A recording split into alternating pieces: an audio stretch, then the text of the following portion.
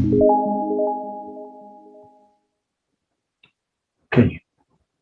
Hare Krishna. So we welcome you all for this session of the Divine Talks, that is the Gita Challenge, Gita Study Challenge. आप सभी लोग यहाँ पर जो भी भगवत गीता पढ़ने के लिए, सीखने के लिए आप लोग जुड़े हुए हैं, तो आप सभी का बहुत बहुत स्वागत है। इतने सारे लोग जुड़े हुए हैं भगवत गीता के लिए, विशेष रूप से भगवत गीता, जो कि आजकल बहुत लोग ये प्रोपोगंडा फैला रहे हैं कि भगवत गीता या महाभारत या रामायण जो ऐसी जो हमारे स्क्रिप्चर्स है, तो ये मैथोलॉजी है जो कि काल्पनिक है। फिर भी आप लोगों का ये विश्वास है, या यूं कह लें कि कुछ लोग यह जानने के लिए भी जुड़े हो सकते हैं कि क्या ये सच में ये काल्पनिक है या फिर हमारे जीवन में इनका कुछ इम्पोर्टेंस है। So we will find out what are the some relevances in our life from Bhagavad Gita. कहने की कोई जरूरत नहीं है कि भगवत गीता हमारे जितने भी धार्मिक शास्त्र हैं और जितने भी बुक्स अवेलेबल है पूरे दुनिया में, भगवत गीता सबसे ज्यादा इंस्पायरिंग बुक है। और दुनिया का कोई भी मोटिवेशनल स्पीकर बिना भगवत गीता को कोट किए अपनी स्पीच कंप्लीट नहीं कर पाता। So here we are going to start with the Bhagavad Gita as it is. मेरे पास इंग्लिश में बुक है और हिंदी में हम चर्चा करेंगे। वैसे आप लोगों को कौन सा लैंग्वेज ज्यादा सही लगता है, किस लैंग्वेज में हम ज्यादा बेटर कर सकते हैं, आप इसमें कमेंट कर सकते हैं। हम अगली बार से उसको स्टार्ट करेंगे। तो फिलहाल के लिए मैं बुक्स मेरे पास इंग्लिश में है और मैं उसे एक्सप्लेन करूंगा हिंदी में, but simultaneously both the languages will go hand in hand, ताकि आप दोनों भी लैंग्वेज के, चाहे हिंदी हो चाहे इंग्लिश, दोनों को बेटर समझ में आए। और जिसके पास Bhagavad Gita as it is book है, चाहे हिंदी हो या इंग्लिश हो, तो वो आप साथ में पढ़ सकते हैं। हमारा फॉर्मेट क्या रहेगा पहले मैं वो बता दूंगा। और जिनके पास बुक नहीं है तो आप लोग वो ऑर्डर कर सकते हैं। यहाँ पर कुछ वॉलंटियर्स हैं, आपको बहुत ही जो कह सकते हैं अमेजन में जो रेट है तो उससे भी आपको कम में मिलेगा, क्योंकि डायरेक्ट टेम्पल से आपको वहां से प्रोवाइड करा दिया जाएगा, आपके घर तक पहुंचा सकते हैं। तो आप उसके लिए ऑर्डर कर सकते हैं, बता सकते हैं। और अगर आपको नहीं चाहिए, आपके पास है और इन हैंड पीडीएफ, हम अभी पीडीएफ भी प्रोवाइड कर देंगे लोगों को, सो दैट वो पीडीएफ से भगवद गीता पढ़ सकते हैं एटलीस्ट कोर्स के लिए। फॉर्मेट ऐसा रहेगा, ट्यूसडे फ्राइडे हम एक एक टॉपिक पे लेंगे, सिक्वेंशियल वाइज ये चलेगा। तो स्टार्टिंग से हम भगवद गीता के इंट्रोडक्शन से पहले से जो हिस्ट्री है, जो बैकग्राउंड है, how Bhagavad Gita is coming, Bhagavad Gita का जो शुरुआत है वो कहाँ से हो रहा है, तो हम यहाँ से पूरा एक एक टॉपिक वाइज हम क्लियर करेंगे। चैप्टर 1, चैप्टर 2, चैप्टर 3 करते हुए टोटल 18 चैप्टर्स हैं भगवद गीता में। आपको बता दूं, भगवद गीता कुल 18 अध्याय और 700 श्लोकों की एक अच्छी खासी बड़ी किताब है। 700 श्लोक। हालांकि अर्जुन को भगवान कृष्ण ने सिर्फ 45 मिनट में भगवद गीता सुना दी थी, लेकिन हम ना तो भगवान कृष्ण जैसे वक्ता हैं, neither I am a Krishna like speaker, nor anybody is here, I don't know, I don't think so that he's like Arjuna, like hearer, listener। तो अर्जुन के जैसे यहाँ पे कोई श्रोता भी नहीं होता जो कि 45 मिनट में सारे श्लोकों को एक बार सुनकर समझ गया। हमें यहाँ पर समझने की भी आवश्यकता है और बार बार अपने आप को रिमाइंड भी कराने की आवश्यकता है कि why and how this Bhagavad Gita is actually impacting in our life. So basically starting from this book Bhagavad Gita as it is, you can see such wonderful picture in front of this where Krishna is riding the chariot of Arjuna। Bhagavad Gita को पढ़ने से पहले एक चीज हमें clear समझनी पड़ेगी कि कृष्ण और अर्जुन कौन है, हम इनका क्या रोल समझ रहे हैं। अगर आपको लगता है कि भगवद गीता काल्पनिक है, फिर भी आपको इसे उस वे में लेना पड़ेगा फिलहाल के लिए, अभी अंडरस्टैंडिंग के लिए। तब आप समझ पाएंगे कि भगवद गीता वाकई में क्या काल्पनिक है या भगवद गीता वास्तव में ऐसा कुछ एग्जिस्ट करता है। तो उसके लिए पहले तो हमें कुछ एजम्पशन लेने पड़ते हैं। अगर हम मैथ्स की, फिजिक्स की या केमिस्ट्री, कोई भी साइंस की बात करते हैं, तो सबसे पहले वो सॉल्यूशन ढूंढने से पहले हमें कुछ एज्यूम करना पड़ता है, कुछ एजम्पशन लेने पड़ते हैं, और उसके बाद फिर हम कुछ सॉल्यूशन की तरफ जाते हैं। और अगर हमें सॉल्यूशन मिल गया तो हम हमारे जो एजम्पशन उनको हम मान लेते हैं कि इसी तरह से एजम्पशन लेना रहेगा क्योंकि ये ट्रू है। और अगर हमारे रिजल्ट गलत आते हैं तो हम समझ जाते हैं कि हमने जो एजम्पशन लिया था वो गलत थे। तो फिलहाल के लिए हमें, अगर आप लोग को ये विश्वास नहीं है कि कृष्ण भगवान और अर्जुन उनके जो मित्र हैं, अगर ये सब चीजें काल्पनिक है या नहीं है, अगर आप इस पे बिलीव नहीं करते कि ये वास्तविक घटना थी, तो फिलहाल के लिए एक एजम्पशन लेकर आप चलते हैं और लेकर चलिए कि भगवान कृष्ण भगवान है और ये महाभारत की घटना वास्तविक थी। प्रारंभ करेंगे, शुरुआत करेंगे इसके how to turn on voice in this app.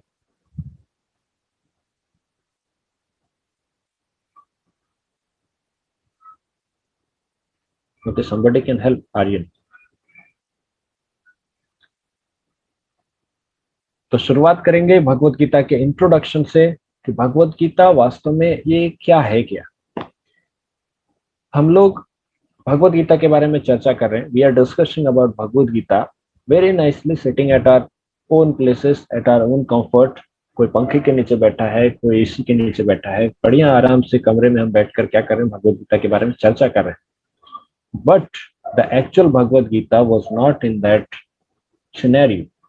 जो भगवत गीता हुई थी, जो चर्चा हुई थी अर्जुन और कृष्ण के बीच में, यह चर्चा कोई क्लासरूम में की चर्चा नहीं थी। ये चर्चा किसी के घर में बैठकर शांति से कोई वार्तालाप नहीं हुआ था। But this discussion happened at the very onslaught of a biggest war which happened in the Indian history, not Indian history और एंशिएंट हिस्ट्री। आज तक की सबसे बड़ा युद्ध जो हुआ है, उसके पहले, जस्ट पहले, ये भगवत गीता युद्ध भूमि में अर्जुन और कृष्ण के बीच में यह डिस्कशन हुआ था। तो युद्ध भूमि में जहां पर सभी लोग एक दूसरे को युद्ध के लिए, एक दूसरे को मरने मारने के लिए तैयार है, ऐसी जगह पर एक ऐसी वार्ता भगवत गीता जो हमें जीवन के बारे में ज्ञान देती है, बहुत ही इंटरेस्टिंग लगता है कि क्या ऐसी जगह पर भी पॉसिबल है इस तरह की चीजें डिस्कस करना। क्योंकि हम क्लासरूम में डिस्कस करते हैं, कोई बहुत ही इंपॉर्टेंट टॉपिक हो, उसके लिए हमें शांति चाहिए, आसपास का माहौल नॉर्मल होना चाहिए। पर यहाँ पर देख रहे हैं कि दोनों पक्ष से युद्ध के लिए न सिर्फ सभी लोग तैयार हैं, बल्कि शंख भी बज चुके हैं। इसका डिस्क्रिप्शन फर्स्ट चैप्टर में आएगा जब हम पढ़ेंगे। शंख भी बज चुके हैं, अभी सभी लोग पूरी तरह से तैयार हैं कि यस, गेट सेट रेडी गो। अब यहाँ पर अर्जुन और कृष्ण के बीच में वार्तालाप होती है। कोई पूछ सकता है कि क्या इतने देर तक जब भगवत गीता सुनाया जा रहा था तो क्या बाकी लोग खड़े होकर वहां देख रहे थे? तो ऐसा बताया जाता है कि उस समय पर समय रुक गया था, जो काल का चक्र है वह रुक गया था और सभी लोग स्तंभित खड़े थे। और किसी को भी यह समझ में नहीं आया कि कृष्ण और अर्जुन के बीच इतनी लंबी कोई चर्चा भी हुई। फिर से अगर इस प्रकार की हम बात करते हैं, सुनते हैं, तो फिर हमें ऐसा लगता है कि हो सकता है बड़ी काल्पनिक चीजें हैं, क्योंकि ऐसी होती नहीं। पर अगर आप ये अजम्पशन लेके चलते हैं कि कृष्ण भगवान है, अगर आप ये मानते हैं, तो भगवान के लिए क्या संभव नहीं। खैर, हमारे लिए वो इम्पोर्टेंट नहीं है कि कोई रुका था, कोई सुन रहा था। हमारे लिए इम्पोर्टेंट है कि दोनों ने क्या बातचीत की। अब चलते हैं वापस से कि भगवत गीता। अब भगवत गीता शब्द का क्या अर्थ होता है? गीता अर्थात सॉन्ग, भगवत अर्थात द लॉर्ड। इंग्लिश में कहें तो Bhagavad Gita is the song of lord, the song of the supreme personality of God. So Bhagavad Gita is actually a kind of song. ये गाने की तरह है, जैसे हम फिल्मों में गाने गाते हैं, आप लोगों ने सुना होगा, बहुत सारे गीत है। तो इसी तरह से भगवत गीता भगवान के द्वारा गाया हुआ एक गीत है। Very nice, very poetic and very wonderful to recite. So we'll recite the verses also. So we'll open this book when we'll send, जिसके पास गीता है, किताब है, आप ओपन कर सकते हैं। और जिसके पास नहीं है तो आप लोग को हम पीडीएफ शेयर करेंगे जल्दी ही, आज या कल में शेयर हो जाएगा, तो आप वहां से देख सकते हैं। तो हम यहाँ पर सबसे पहला जो पढ़ने जा रहे हैं, जो शुरुआत हो रही है, वह है setting the scene. So today's topic is the setting the scene. ये जो प्लॉट है, ये कैसा यहाँ पर बैठा हुआ है। So initially when we read about this, so Bhagavad Gita as it is written as Gitopanishad. यहाँ पर गीतोपनिषद नाम से लिखा गया क्योंकि भगवत गीता को एक उपनिषद माना गया है। जो कि उपनिषद का अर्थ क्या होता है, आप लोगों ने उपनिषद नाम सुने होंगे, तो ये गीतोपनिषद कहा गया, गीता उपनिषद। उपनिषद अर्थात वह ज्ञान जो बहुत ही रहस्यमयी होता है और शिष्य अपने गुरु के सानिध्य में बैठकर सीखता है। उसे उपनिषद कहा जाता है। इसी प्रकार से गीतोपनिषद क्यों कहा गया है? क्योंकि अर्जुन यह ज्ञान भगवान श्री कृष्ण के सानिध्य में सीख पा रहा है और भगवान श्री कृष्ण को भगवत गीता में एक गुरु के रूप में रिप्रेजेंट किया गया है और अर्जुन वहां पर एक शिष्य है। ये सब चीज धीरे धीरे आगे क्लियर होगी, बातें खुलेगी, क्योंकि पहला दिन है तो हो सकता है आज थोड़ा थोड़ा सब कुछ मिस्टीरियस लगे, पर भविष्य में यह अपने आप एक एक करके इसके रहस्य खुलेंगे। स्टार्ट कर रहे हैं सेटिंग द सीन से। Just I am reading the first paragraph, उसके बाद हम इस पे डिस्कस करेंगे। Although widely published and read by itself, Bhagavad Gita originally appears as an episode in the Mahabharata, the epic Sanskrit history of the ancient world. The Mahabharata tells of events leading up to the present age of Kali. It was at the beginning of this age, some 50 centuries ago, that Lord Krishna spoke Bhagavad Gita to his friend and devotee Arjuna. क्या बताया गया कि भगवत गीता महाभारत का एक part है। महाभारत एक बहुत विशाल ग्रंथ है। किसने लिखा महाभारत? आप अगर जानते होंगे आप लोग कमेंट कर सकते हैं। महाभारत की रचना किसने की? तो भगवत गीता महाभारत का एक पार्ट है और एक विशाल ग्रंथ महाभारत, इसमें जहां पर 1,00,000 श्लोक है। इन 1,00,000 श्लोक के जो ग्रंथ है महाभारत, इसमें से सिर्फ 700 श्लोक भगवत गीता के अंदर आते हैं। तो महाभारत की रचना किसने की? या बहुत सुंदर, यहाँ पे वेद व्यास जी ने भगवत महाभारत की रचना की। और वेद व्यास जी ने इसकी रचना किस प्रकार से की, आप लोग को वो भी जानकारी होगी कि वहां पर उन्होंने लिखने के लिए गणेश जी को बुलाया था और गणेश जी के द्वारा यह लिखित थी महाभारत। हालांकि सिर्फ महाभारत ही नहीं, बल्कि जितने भी वेद पुराण और भी जो शास्त्र उपनिषद वगैरह हैं, तो सभी को लिखने के लिए, क्योंकि पहले लिखित रूप में ये उपलब्ध नहीं थे। कलयुग से पहले जितने भी युग थे, 4 युग होते हैं, सतयुग, त्रेता युग, द्वापर युग, कलयुग। हम जो भी यहाँ पर चर्चा कर रहे हैं ये सभी आप शास्त्रों के अनुसार ही शास्त्र सम्मत बातें यहाँ पर हो रही हैं। आपको इसमें कोई भी अगर डाउट होता है तो इन डाउट्स को आप अपने अंदर मत रखें। इन डाउट्स को आप चैट बॉक्स में डाल सकते हैं। इन डाउट्स को आप ओपन कीजिए, ताकि आपके अंदर अगर कोई डाउट्स इस तरह से अगर बचेंगे तो भविष्य में बहुत ही समस्याएं क्रिएट हो सकती है। क्योंकि आप ये क्लास को छोड़कर चले जाएंगे, उससे हमें कोई दिक्कत नहीं होगी, पर जो चीज आप सीख पाएंगे वो सीखने से आप वंचित रह सकते हैं अगर आप डाउट्स ना पूछें तो। अगर आपको लगता है कि ऐसा क्यों लिखा गया है, ऐसी क्यों बातें की गई है, तो हम कोशिश करेंगे आपका उत्तर देने का। अगर हम नहीं दे सकते, हम इतने योग्य ना हो, तो फिर भी हम आपके लिए इस उत्तर को ढूंढ कर लाएंगे। सतयुग, त्रेता युग, द्वापर और कलयुग 4 युग होते हैं हमारे शास्त्र के अनुसार, जो बताया गया है। समय की गणना 4 भागों में बांटी गई है। सतयुग, त्रेता युग, द्वापर युग में लोग इतने क्वालिफाइड थे, इतने योग्य थे, उन्हें श्रुतिधर कहा जाता था। श्रुतिधर अर्थात जो अपने कान से एक बार श्रुति सुनकर, एक बार जब ज्ञान को सुन लिया, या जो भी शास्त्र के बारे में जो भी पढ़ रहे हैं एक बार सुन लिया, तो उसे धारण कर लेते थे। अर्थात उन्हें कभी और कोई किताब की आवश्यकता नहीं होती थी। अभी तो हमारे पास किताबें हैं, मेमोरी कार्ड है, पेन ड्राइव है, हार्ड डिस्क है, लैपटॉप है, सब में हमने स्टोर करके रखा हुआ है, बस हमारे दिमाग में स्टोर नहीं है। लेकिन पहले के लोगों के पास ऐसी कुछ नहीं थी, कोई भी चीज नहीं थी। वो सारी चीजें वो अपने पास, अपने हृदय, अपने मस्तिष्क में धारण करके रखते थे। श्रुतिधर कहा जाता था उन्हें। लेकिन वेद व्यास जी ने सोचा कि चूंकि अभी कलयुग आने वाला है, आज से लगभग 5,000 वर्ष पहले, तो वेद व्यास जी ने सोचा कि कलयुग के जो लोग हैं उनमें इस प्रकार के जो गुण हैं वो नहीं रहेंगे। कलयुग के लोग इतने ज्यादा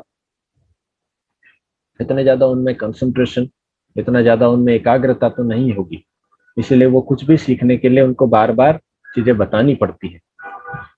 तो यहाँ पर जो वेद व्यास जी ने फिर क्या किया कि सभी शास्त्रों को उन्होंने लिखित रूप में व्यक्त किया, जैसे कि महाभारत, उसके बाद जो 4 वेद हैं, उपनिषद है, पुराण है, इन सभी को उन्होंने लिखित रूप से हमें दिया, ताकि आज तक हमारे पास जो किताबें हैं हम उस रूप में पढ़ पा रहे हैं। तो ये वेद व्यास जी की बड़ी कृपा है। अदरवाइज हम लोग तो कल की जो बातें हैं, या आज सुबह ही हमने अगर स्कूल में, कॉलेजेस में, या कोई हमारे जो बड़े हैं हमसे हमें कुछ सिखाते हैं, तो वर्ड बाय वर्ड एग्जैक्टली हमें शायद ही याद रहे। इवन 50% भी अगर हमको वर्ड बाय वर्ड एग्जैक्ट याद रहे तो भी बहुत से अच्छा मेमोरी कहा जा सकता है। तो वेद व्यास जी ने इस तरह से उसको नोट डाउन किया, जो कि महाभारत का पार्ट था, और इसे भगवत गीता हमें प्राप्त हो रही है। तो भगवत गीता का जो बेस है वो शुरुआत हम कर रहे हैं महाभारत से, क्योंकि महाभारत का पार्ट है। तो महाभारत की शुरुआत कहाँ से हुई, कि ऐसा क्या हुआ कि इतने बड़े युद्ध की आवश्यकता हुई। हम जानते हैं कि विश्व युद्ध 1 और विश्व युद्ध 2 जब हुआ तो पूरे विश्व के सभी देशों ने इसमें भाग लिया, लगभग लगभग। तो ऐसा क्यों हुआ, इसके पीछे कुछ कारण है। क्योंकि ये एक दूसरे देशों के बीच में कुछ प्रकार के असंतोष थे, उनके बीच कुछ झगड़ा था, उनके बीच कुछ प्रकार के कलह थे, द्वेष थे, जिस कारण से विश्व युद्ध हुआ। तो महाभारत जैसा युद्ध, जो कि विश्व युद्ध से भी बड़ा युद्ध था, तो ऐसा युद्ध क्यों हुआ। महाभारत एकमात्र ऐसा युद्ध है जहां पर विश्व के सभी सभी देशों ने भाग लिया था उस समय के। तो ऐसा क्यों हुआ था, इसके पीछे क्या कारण था। तो इसके पीछे कारण था एक परिवार के बीच बढ़ता असंतोष, और उस परिवार के बीच दो बड़ी शक्तियों के बीच गहरा जो झगड़ा है, या उसके बीच में जो आपसी मतभेद। तो इसके कारण यहाँ पर धीरे धीरे दो गुट बने, और इन दो गुटों ने पूरे विश्व को दो भागों में विभाजित किया, और फिर ये दो भाग आपस में एक दूसरे के साथ युद्ध किए। हम बात कर रहे हैं कौरवों तथा पांडवों की। ये एक ही परिवार के दो सदस्य होते हुए भी, एक ही परिवार के सदस्य होते हुए भी इनमें आपसी मतभेद बहुत ही गहरा था। क्यों गहरा था, चर्चा करते हैं इस बारे में। महाभारत की शुरुआत होती है महाराज शांतनु से। महाराज शांतनु जो कि राजा भरत के पुत्र थे, महाराज शांतनु का विवाह गंगा से हुआ था, गंगा देवी से, और उनसे उन्हें एक पुत्र प्राप्त हुआ था जिसका नाम था देवव्रत। अभी आप इसे थोड़ा ध्यान से सुन सकते हैं, क्योंकि ये थोड़ा सा जटिल आपको लगेगा कि किसका बेटा कौन, पर फिर भी यह जानने के लिए कि परिवार में इतना बड़ा कलह क्यों उत्पन्न हुआ, आपको ये जानना बहुत जरूरी है। शांतनु के जो पुत्र थे वो थे देवव्रत। देवव्रत आयु में लगभग लगभग 20-25 साल के हो चुके थे, उनके विवाह की आयु थी। पर देवव्रत के जन्म के बाद गंगा शांतनु को छोड़कर अपने जगह, अपने मूल स्थान पर वापस चली गई थी। तो शांतनु जो महाराज थे वो अकेले रहते थे, उन्हें बड़ा दुख लगता था, उन्हें अपनी पत्नी की याद आती थी। एक दिन शांतनु महाराज शिकार करने गए थे, और इस तरह से वो जब गए तो वहां पर उन्हें एक शांतनु को सत्यवती से प्रेम हो गया। वो चाहते थे कि वो सत्यवती से विवाह करें। सत्यवती के पिताजी से जब उन्होंने आग्रह किया कि मैं शांतनु हूँ और मैं हस्तिनापुर का राजा हूँ, मुझे आप अपनी पुत्री का हाथ दे दीजिए। सत्यवती के पिता ने यह शर्त रखी शांतनु से कि चूंकि आपका एक बेटा है पहले से, जो कि अभी 20-25 साल का हो चुका है, तो इससे अगर मेरी बेटी को मैं आपके हाथ देता हूं तो मेरी बेटी के जो पुत्र होंगे उनका उनका कोई भी उन्हें कोई भी अधिकार नहीं मिलेगा। तो अब यहाँ पर जो राजनीति हम जो बात कर रहे हैं, जिस तरह से कि कैसे अधिकारों की लड़ाई यहाँ पर चालू हुई, उस जगह से असंतोष धीरे धीरे धीरे धीरे द डिससेटिस्फैक्शन दैट स्टार्टेड। तो एक परिवार में कहां से फूट पड़ी, ये हम शुरुआत से देख रहे हैं। सत्यवती के पिता ने कहा कि आपका बेटा होते हुए मेरी बेटी के पुत्रों को कोई भी अधिकार नहीं मिलेगा, इसीलिए मैं अपनी बेटी का हाथ आपके हाथ नहीं दूंगा, आपका तो पहले से बेटा है। शांतनु समझ गए, तो उसके बाद फिर वापस आ गए। वो अपने पुत्र देवव्रत से भी बहुत प्यार करते थे, और देवव्रत का अधिकार छीनना नहीं चाहते थे। देवव्रत का अधिकार सिर्फ इस बात से नहीं छीन सकते थे कि उन्हें एक और विवाह करना था, पर वो शांत रहने लगे। देवव्रत ने यह नोटिस कर लिया कि पिताजी बड़े दुखी हैं। देवव्रत ने पूछा, शांतनु कुछ नहीं बोले। देवव्रत ने पता किया। देवव्रत पीछे पता करते करते उस जगह तक पहुंचे जहां पर सत्यवती थी। सत्यवती के पिता से जब उन्होंने पूरा बातचीत पता किया तो देवव्रत तैयार हो गए। वो कहे कि मैं कभी भी राज्य सिंहासन पर अपना अधिकार नहीं जताऊंगा। आपकी जो बेटी होगी, आपकी बेटी के जो पुत्र होंगे भविष्य में, वो ही राज्य सिंहासन पर अपने अधिकार लेंगे। सत्यवती का पिता बड़ा ही जटिल प्रकार का उसका व्यवहार था, उसकी मानसिकता थी।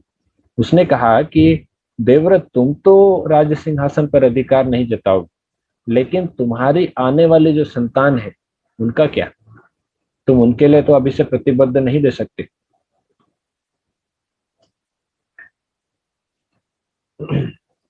तुम उनके लिए तो तुम उनके लिए तो अपनी प्रतिबद्धता नहीं दे सकते। तो फिर देवव्रत को यह बात लग गई। देवव्रत ने कहा कि ठीक है, आपको अगर ऐसी बात है तो मैं भविष्य में कभी भी विवाह नहीं करूंगा। ये मेरी अखंड प्रतिज्ञा है। अगर मैं विवाह नहीं करूंगा तो मेरे भविष्य में बच्चे होंगे ही नहीं, तो कभी राज्य सिंहासन के लिए कोई खतरा आएगा ही नहीं। तो आपकी बेटी का विवाह कर दीजिए मेरे पिताजी से, और उनकी जो आगे जो वंश है वही चलेगा। सत्यवती का पिता खुश हो गया, पर इस भीषण प्रतिज्ञा के बाद देवव्रत का नाम बदलकर भीष्म हो गया। भीष्म हमेशा, कभी भी उन्होंने विवाह नहीं किया, ये तो आप जानते हैं। भविष्य में अब क्या हुआ कि जब सत्यवती का विवाह हुआ शांतनु से, उनके पुत्र हुए, उनके दो पुत्र हुए। एक का नाम था विचित्रवीर्य, दूसरे का नाम था चित्रांगद। विचित्रवीर्य और चित्रांगद में चित्रांगद की पहले मृत्यु हो जाती है, और विचित्रवीर्य के विवाह तीन तीन रानियों से उनका विवाह होता है। विचित्रवीर्य का जब विवाह तीन रानियों से, सॉरी तीन नहीं, दो रानियों से होता है विचित्रवीर्य का विवाह। पर विचित्रवीर्य भी कुछ ऐसे कारणों से उनकी भी जल्दी मृत्यु हो जाती है, और वो भी पुत्र उत्पन्न नहीं कर पाते। अब इस इतना बड़ा जो वंश है, यहाँ पर कोई पुत्र नहीं आगे आएगा, इसके लिए अभी एक खतरा मंडराने लगता है। सत्यवती भीष्म से कहती है कि आप विवाह कर लो। भीष्म कहते हैं मैंने प्रतिज्ञा ली, तो मैं विवाह नहीं करूंगा। अब आप देखिए, उस वचन के बाद से अब धीरे धीरे कैसे यहाँ पे कॉम्प्लेक्सिटी स्टार्ट हो रही है इस परिवार में। वेद व्यास जी को बुलाया जाता है। वेद व्यास जी सत्यवती के एक प्रकार से पुत्र माने जाते हैं, और वेद व्यास जी उनके पुत्र माने जाते हैं महर्षि पराशर से। वेद व्यास जी को बुलाया जाता है, और उस समय पर उनसे मंत्रणा करके जो दोनों रानियां होती है विचित्रवीर्य की, एक का नाम अंबिका, दूसरे का नाम अंबालिका, इन दोनों से पुत्र उत्पन्न करने के लिए कहा जाता है। कालांतर में उन दोनों रानियों से एक एक पुत्र होते हैं, और एक का नाम होता है पांडु, दूसरे का नाम धृतराष्ट्र, और एक दासी होती है, उससे भी एक पुत्र होता है जिसका नाम होता है विदुर। पांडु, धृतराष्ट्र और विदुर। पांडु जन्म से ही बड़े शक्तिशाली होते हैं, और जो धृतराष्ट्र होते हैं वो भी बड़े शक्तिशाली होते हैं, लेकिन धृतराष्ट्र बचपन से नेत्रहीन होते हैं, अर्थात अंधे। और विदुर जो है वो दासी के पुत्र होने के कारण उनको तो राज्य का कोई अधिकार नहीं मिलता, लेकिन विदुर बड़े ही ज्ञानी होते हैं। अब धृतराष्ट्र चूंकि अंधे थे, धृतराष्ट्र भले बड़े थे इन तीनों में, लेकिन अंधे होने के कारण, क्योंकि शारीरिक क्षमता उनकी पूरी नहीं थी, इसलिए कुरुवंश का जो राज्य था वो पांडु को सौंपा गया। अब यहां से एक और ट्विस्ट स्टार्ट होता है। जब धृतराष्ट्र को उनका अधिकार नहीं मिला, यह ईर्ष्या उनके मन में बार बार उठने लगी। उन्हें बार बार यह खलने लगा कि सिर्फ मेरे अंधे होने के कारण मुझे राज्य सिंहासन नहीं मिला, मेरे छोटे भाई पांडु को मिला। खैर, पांडु से वो प्रेम करते थे, इसीलिए वहां पर वो कुछ नहीं बोले। कुछ समय बाद पांडु के 5 पुत्र हुए, और धृतराष्ट्र के 100 पुत्र हुए। 5 पुत्रों के जन्म होने के बाद, पांडु की 2 पत्नियां थी, कुंती और माद्री, तो इन दोनों से 5 पुत्र प्राप्त होने के बाद पांडु की मृत्यु हो गई। उसमें बच्चे छोटे छोटे थे। जब पांडु की वापस मृत्यु हो गई, इस दशा में जहां पर कोई राज्य सिंहासन संभालने वाला नहीं था, तब धृतराष्ट्र को एज ए टेम्परेरी किंग बनाया गया राज्य संभालने के लिए। जब धृतराष्ट्र को टेम्परेरी रूप से वहां पर जब बनाया गया राजा, तो धृतराष्ट्र के अंदर जो ईर्ष्या जो चल रही थी, वो ईर्ष्या अब शांत हो गई कि मुझे फाइनली अभी राजा बना दिया गया। पर यहाँ पर एक ऐसा अजीब संयोग बैठा कि जो पांडु का पुत्र था, बड़ा पुत्र, वो धृतराष्ट्र के बड़े पुत्र से थोड़ा बड़ा था। अर्थात पांडु के सबसे बड़े पुत्र जो युधिष्ठिर थे, वो धृतराष्ट्र के सबसे बड़े पुत्र दुर्योधन से थोड़े बड़े थे। अब ये फिर से टसल स्टार्ट हो गया कि धृतराष्ट्र तो भी राजा है, भविष्य में किसे राजा बनाया जाएगा, क्योंकि उधर युधिष्ठिर बड़े हैं और पांडु के बेटे हैं, जबकि राज्य तो पहले पांडु का था। इस हिसाब से धृतराष्ट्र के मन में बार बार ये डर बनने लगा कि मेरे पुत्रों को फिर भविष्य में राज्य मिलेगा या नहीं।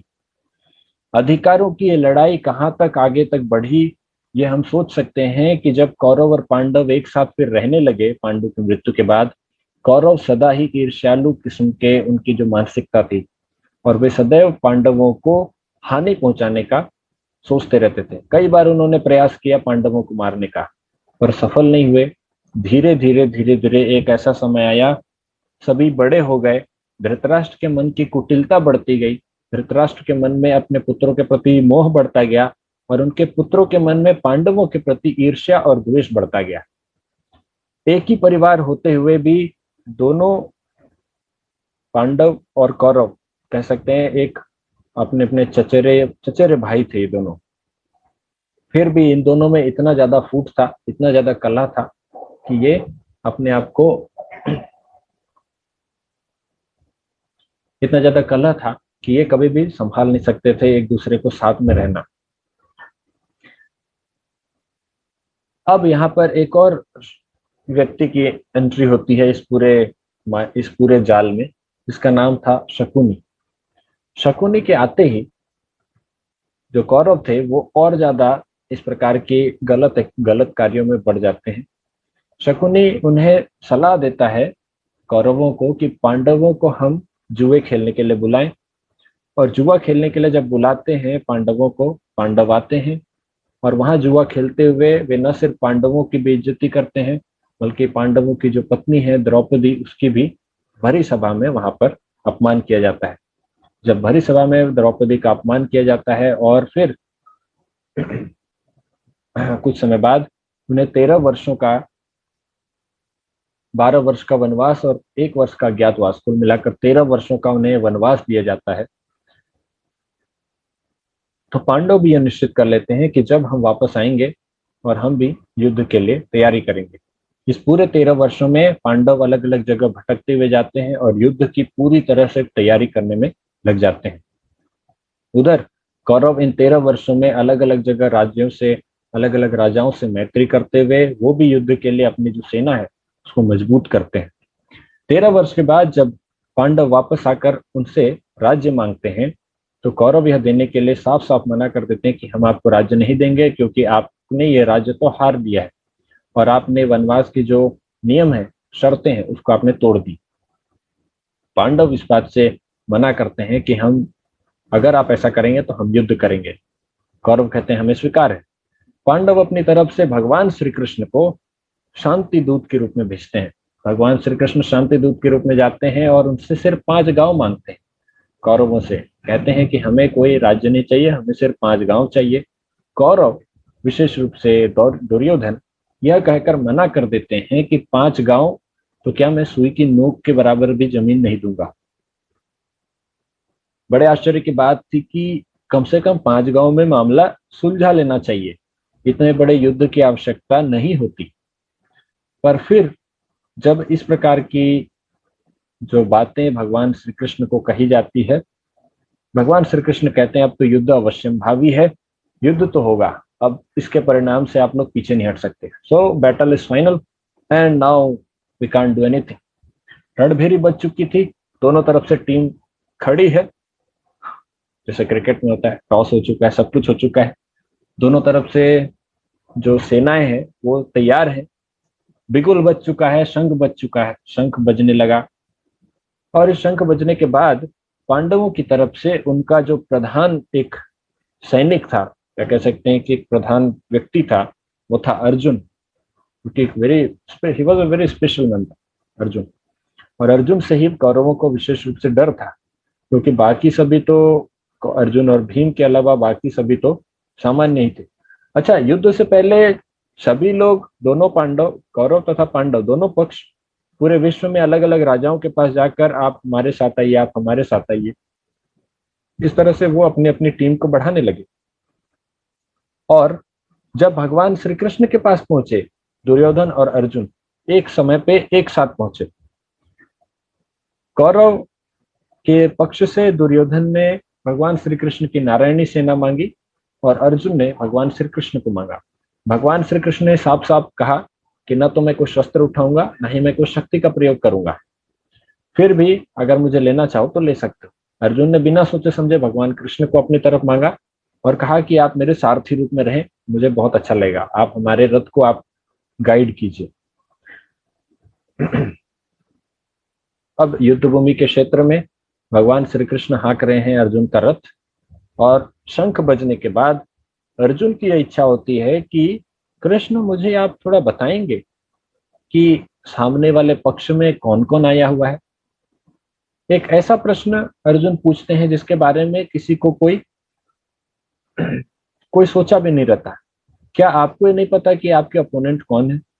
आप युद्ध लड़ने के लिए जा रहे हैं, क्या आप इतना भी नहीं जानते कि आपके अपोजिट पक्ष में या दूसरे पक्ष में कौन कौन आ रहे हैं? अर्जुन को यह पता था। पता नहीं क्यों, फिर भी अर्जुन यह जानने के लिए उत्सुक था कि ऐसे कौन कौन लोग हैं जो हमारे विरुद्ध युद्ध करने के लिए आए हैं। उसके मन में जिज्ञासा थी, वो देखना चाहते थे। भगवान श्री कृष्ण भी अर्जुन के मन की बात समझ गए और जानबूझकर वो अर्जुन को उनके पास लेकर गए, उनके सामने खड़े किए जिनसे अर्जुन को सबसे ज्यादा स्नेह था। भगवान श्री कृष्ण ने अर्जुन का रथ भीष्म पितामह गुरु द्रोणाचार्य, गुरु कृपाचार्य के सामने रख दिया। अर्जुन देखने लगे कि मेरे विपक्ष से, हमारे विपक्ष से तो भीष्म पितामह, गुरु द्रोणाचार्य, कृपाचार्य और मेरे इतने सारे सगे संबंधी आए हैं। ऐसा देखकर अर्जुन के मन में अचानक से मोह उत्पन्न हो जाता है। अर्जुन यह सोचने पर बहुत ज्यादा विचलित हो जाता है, सोचने पर मजबूर हो जाता है कि क्या यह युद्ध होना चाहिए, क्या महाभारत युद्ध होना चाहिए। यह सोचते हुए वह सोचता है कि इतने बड़े रक्तपात की क्या आवश्यकता है। मैं अगर भिक्षा मांगकर अपना जीवन चला लूं तो ये ज्यादा अच्छा है। मुझे अपने सगे संबंधियों का, विशेष रूप से अपने गुरुओं का हत्या करके मुझे कोई लाभ नहीं मिलेगा। ऐसा कहकर अर्जुन के शरीर कांपने लगते हैं, डर के मारे, मोह के मारे, स्नेह के मारे, आसक्ति के मारे, और अर्जुन के हाथ से अस्त्र अर्थात गांडीव छूट जाता है। ऐसे मोह के स्थिति में जब अर्जुन युद्ध के लिए बिल्कुल भी तैयार नहीं है, कह सकते हैं अर्जुन कैप्टन था, सबसे इंपॉर्टेंट मेंबर था, और सबसे इंपॉर्टेंट मेंबर अभी युद्ध के लिए बिल्कुल भी तैयार नहीं है। इस समय पर एक दुखी, एक चिंतित और एक हताश व्यक्ति को वापस से उसके कर्तव्य पथ पर लाने के लिए भगवान श्री कृष्ण ने उन्हें संदेश सुनाया, उन्हें उपदेश दिया। इसी उपदेश को हम भगवत गीता के नाम से जानते हैं। ऐसा उपदेश जिसको सुनने के बाद कोई भी हताश व्यक्ति जो अपने कर्तव्य मार्ग से हट चुका है, वो अपने कर्तव्य में, अपने जीवन की सही दिशा में वापस आ सकता है। ये भगवत गीता है जो कि हम शुरू करने जा रहे हैं। विशेष रूप से इस भगवत गीता एज इट इज अर्थात भगवत गीता यथारूप में क्या खास बात है? अनेकों संस्करण है। श्रील प्रभुपाद जी बताते हैं इसमें सेटिंग द सीन के एंड पैराग्राफ में, there are many editions of Bhagavad Gita which are available in the market. बाजार में बहुत सारे हैं, और ये सभी संस्करण जो है ये भगवत गीता को एक काल्पनिक कहानी के रूप में बताते हैं और भगवान श्री कृष्ण को एक कथाकार के रूप में बताते हैं। वो कथाकार जो सिर्फ इन जितने भी टिप्पणीकार हैं जो भगवत गीता जिन्होंने लिखा है, उनके अपने मन के मंतव्य को बताने के लिए, आपने सुना होगा कई बार व्हाट्सएप में भगवत गीता के मैसेज आते हैं कि भगवान ने भगवत गीता में कहा है तुम क्या लेकर आए थे, क्या लेकर जाओगे, और तुम्हारा क्या अपना है, वगैरह वगैरह। भगवान, आपने कभी ऐसा सुना होगा कि कर्म करना ही सर्वोत्तम कृत्य है, हमें कर्म करते रहना चाहिए, फल की चिंता नहीं करनी चाहिए। इस प्रकार से और अनेकों भगवत गीता के मैसेजेस आपको व्हाट्सएप पे मिल जाएंगे। तो अगर भगवान कृष्ण ने इस प्रकार की बातें कही है तो आपको इस यहाँ पर श्लोक में ढूंढकर बतानी पड़ेगी कि भगवत गीता में भगवान ने किस श्लोक में इस प्रकार से कहा है कि तुम क्या लेकर आए थे, क्या लेकर जाओगे। इस प्रकार की कोई भी जो संदेश है, ये अलग अलग टिप्पणीकार भगवान कृष्ण को एक कथाकार बनाकर, एक पपेट बनाकर उनके मुंह से अपनी वाणी कहलवाते हैं। लेकिन श्रील प्रभुपाद जी बताते हैं कि यह जो संस्करण है भगवत गीता का, यहाँ पर भगवान कृष्ण भगवान के रूप में ही है यथावत, और वही मैसेज दे रहे हैं जो उन्होंने कुरुक्षेत्र में अर्जुन को दिया था। तो आज हम यही तक कवर करेंगे, क्योंकि ये सेटिंग द सीन है। अगला जो होगा फ्राइडे को, हम उसमें इंट्रोडक्शन ऑफ भगवत गीता, पूरा भगवत गीता को एक शॉर्ट फॉर्म में हम क्या समझ सकते हैं, क्या है इंट्रोडक्शन इसका, अर्थात एक सार रूप में समझ सकते हैं कि क्या है भगवत गीता, किसके बारे में बताती है, क्या डिपिक्ट करती है, इसके भाव को समझेंगे, इसके मूल सिद्धांत को समझेंगे। और तब तक आप इसमें सेटिंग द सीन 3 पेज का है, आप पढ़ सकते हैं, आपके पास पीडीएफ आएगी या आपके पास बुक होगा, आप पढ़ सकते हैं। आपको कोई क्वेश्चन होगा, आपको कुछ डाउट है तो आप अभी पूछ सकते हैं चैट बॉक्स पर। आपका तो कोई क्वेश्चन आया नहीं है, आप अभी कुछ पूछ सकते हैं अगर आपको कुछ क्वेश्चन है तो। हरे Krishna.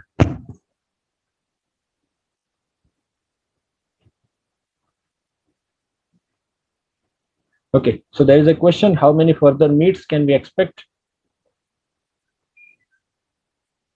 Good question. So this will be a series of many different topics. बहुत सारे प्रश्न होंगे, बहुत सारे इसमें टॉपिक्स हम क्लियर कर रहे हैं। आपको विशेष रूप से मैं फर्स्ट चैप्टर के कुछ टॉपिक्स बता देता हूं जो कि हम फर्स्ट चैप्टर में कवर करने जा रहे हैं। अगला जो सेशन होगा जो कि इंट्रोडक्शन ऑफ भगवत गीता, इसके बाद हम फर्स्ट चैप्टर स्टार्ट करेंगे। फर्स्ट चैप्टर के 4 या 5 टॉपिक्स हैं। फर्स्ट चैप्टर में जो टॉपिक्स हैं वो है material world means politics, second never take your opponent lightly, third the secret of success, fourth the twist at battlefield, and fifth, that is Mahabharat, was it justified or not. So there are total 5 topics which we are going to cover in chapter 1, and then second, third, fourth. So इस रूप में हम प्रयास करेंगे कि प्रत्येक topic अपने आप में यूनिक होगा, अपने आप में इंडिविजुअल होगा, और इसका पिछले और आगे टॉपिक से कोई इसका खास रिलेशन नहीं होगा। हर टॉपिक अपने आप में पूरा होगा, लेकिन फिर भी इन कंटिन्यूएशन ये चलेगा, क्योंकि हम अभी इंट्रोडक्शन, हमने अभी सेटिंग द सीन किया है, प्लॉट लिया है, फिर हम इंट्रोडक्शन लेंगे, फिर चैप्टर 1 के 5 टॉपिक करेंगे।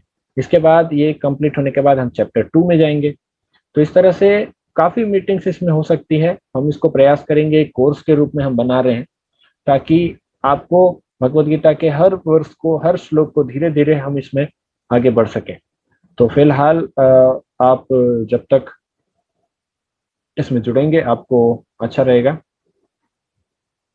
ठीक है लक्ष्मण जी, दूसरा प्रश्न क्या है?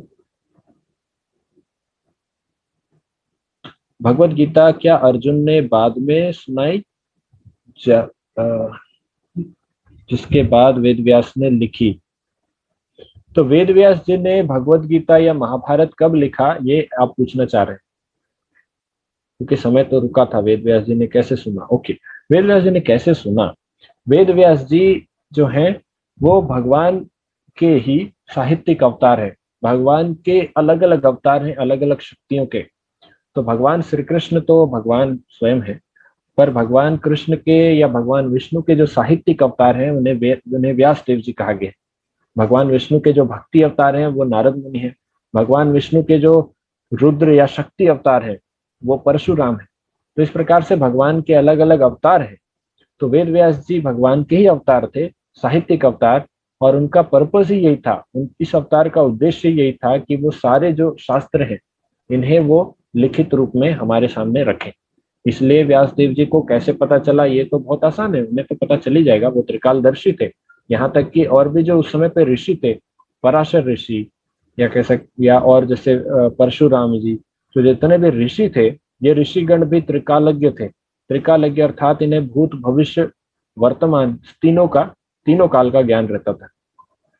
और वैसे भी व्यासदेव जी ने ये जो भागवतम है या शास्त्र है, महाभारत है, ये महाभारत के बाद ही लिखी है, महाभारत युद्ध होने के बाद, उससे पहले नहीं लिखी थी। ओके, हर्ष, और जी आप जुबू इस्कॉन टेम्पल से हैं, हाँ। Hrithik, Bhagavad Gita as it is का price and how can we get it.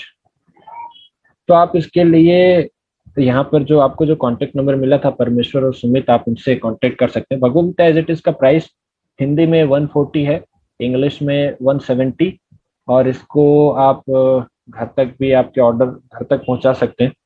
और वैसे देखिए अमेजोन में लेंगे तो आपको जो घर तक पहुंचाने का जो प्राइस है वो आपको कम पड़ेगा।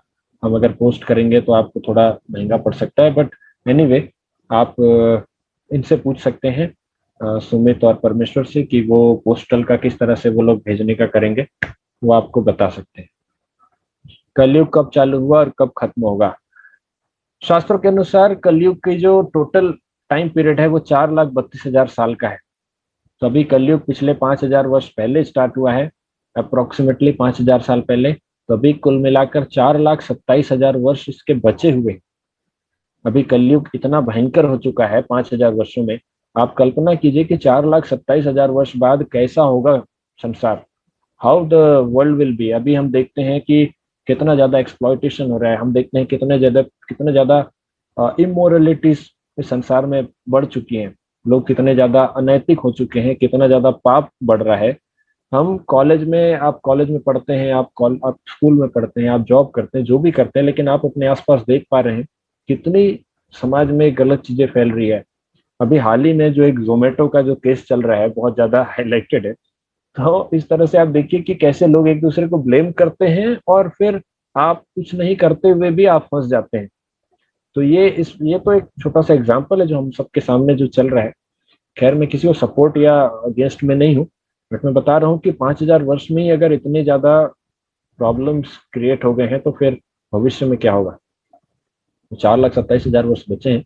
भगवत गीता को सुनाने का पर्पस, भगवत गीता को सुनाने का पर्पस तो यही है कि आ, भगवान कृष्ण अर्जुन के मोह को दूर करना चाहते थे।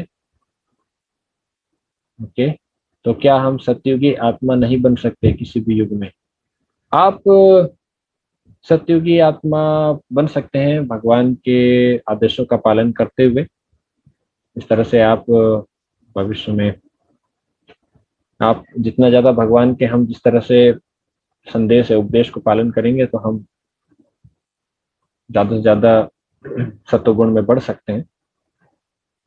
कलयुग में इसी प्रकार से हम हरि नाम लेकर भगवान के हरे कृष्ण महामंत्र का जप करके अपने आप को ऊंचा उठा सकते हैं, हमारी चेतना को विकसित कर सकते हैं।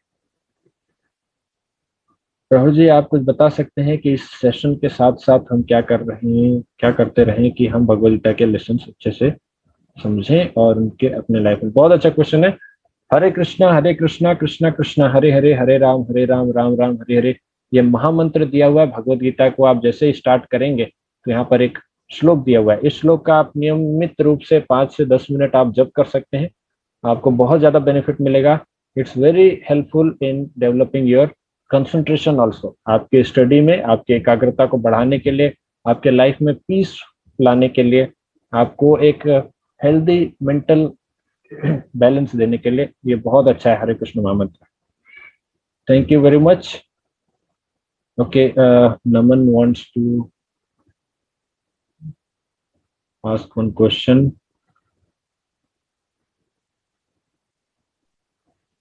यस, हरे कृष्णा, दंडवत प्रणाम प्रभु। हरे कृष्णा। जी प्रभु जी, I am Naman from Jammu. Yes Naman. Yes प्रभु जी। प्रभु जी मेरा ये क्वेश्चन था कि देखो जैसे हम इस कॉल में काफी सारे फिजिकल स्पिरिचुअल गुरुज देखते हैं। या यस, तो प्रभु जी हमें उनको एक दृष्टि से कैसे देखना चाहिए, ये ना हो जरूरी कि हमें कि मतलब हम इससे दीक्षित हैं तो यही हमारे गुरु हैं, या मतलब प्रभु देखो जैसे हमें गुरु मतलब क्या समझ के धारण करना चाहिए, क्योंकि इस कॉन के जितने भी स्पिरिचुअल मार्क्स है किसी में कोई अंतर तो है नहीं। अच्छा मैं समझ गया, आपका प्रश्न है कि हम कैसे सभी गुरु को एक रूप में देखें। तो सबसे इम्पोर्टेंट चीज यहाँ पर समझने की है, जब हम ज्ञान प्राप्त करते हैं तो एक पर्टिकुलर व्यक्ति से हम ज्ञान प्राप्त नहीं कर रहे हैं। यह जो ज्ञान है भगवत गीता का, आज मैं भी जो कुछ बोल रहा हूँ, ये एक परंपरा के द्वारा मिलती है। ये भगवत गीता जो ग्रंथ है ये ग्रंथ किसी एक व्यक्ति ने नहीं लिखा है, ये भगवान कृष्ण का ज्ञान है। और ये भगवान कृष्ण का ज्ञान एक परंपरा के रूप में, एक चेन के फॉर्मेट में धीरे धीरे करके यहाँ तक पहुंचती है। इसीलिए कोई एक व्यक्ति स्पेशल नहीं होता। आप इसे गुरु तत्व के रूप में जब तक देखेंगे, जो जहां से हम ज्ञान प्राप्त कर रहे हैं वो गुरु है। तो अगर हम इसे गुरु तत्व के रूप में देखेंगे तो हम इनमें समानता बिठा सकते हैं, हम उनको एक रूप में, एक समान रूप में हम समझ सकते हैं। अगर हम उनके शरीर को देखेंगे तो हम एक शरीर से ज्यादा आसक्त होंगे, दूसरे शरीर से कम। तो ये भेद जो है वो शारीरिक रूप से आती है। लेकिन अगर आप आत्मा के रूप में देखें, आप उसे तत्व के रूप में देखें, गुरु तत्व के रूप में, तब आप समझेंगे कि जितने भी लोग आपको सही सनातन धर्म के रूप में आपको ज्ञान दे रहे हैं, तो ये सभी पूजनीय है, सभी वंदनीय है और एक ही लेवल पे आते हैं। इसमें कोई ऊपर नीचे कोई डिफरेंस नहीं होगा। तो हमें उस वे में समझना चाहिए। क्षत्रिय तीनों, ओके ठीक है। नमन, हमारे पास समय कम है, मैं जल्दी से आगे बढ़ रहा हूँ। क्षत्रियों तीनों गुणों से ऊपर होते हैं। क्षत्रियों इन Bhagavad Gita, so they are able to eat non-veg according to situation they have to eat.